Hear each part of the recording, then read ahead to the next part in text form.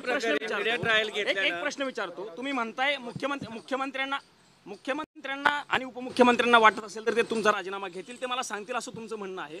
पण तुम्हाला काय वाटतं, नैतिकता म्हणून तुम्ही राजीनामा देऊन या सगळ्याची चौकशी बाजूला राहायला पाहिजे असं तुम्हाला वाटतं का मंत्री म्हणून? एक मिनिट, माझी नैतिकता माझ्या लोकांच्या बद्दल प्रामाणिक आहे.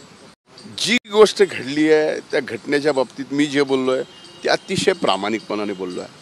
यामुळे ज्या वेळेस या बाबतीत मी कुठंच काहीच मला स्वतःला नैतिकतेने वाटत नाही दोषी आहे, तर माझा दोष दाखवावा तर लागेल, सांगावा तर लागेल, माझ्या वरिष्ठांनी सांगावं लागेल, हेच म्हणणं आहे.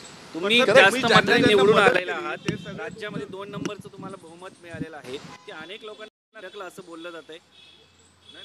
ह्या गोष्टीचं माझा म्हणजे तुमचाच प्रश्न आणि तुम्हीच उत्तर द्यावं. या बाबतीत मला काय ना काही गोष्टी न बोललेल्या तुम्ही बोलावं याच्यासाठी तुम्हाला टार्गेट केलं जातं. तयारी आणि काय म्हणजे असं कळतंय दादा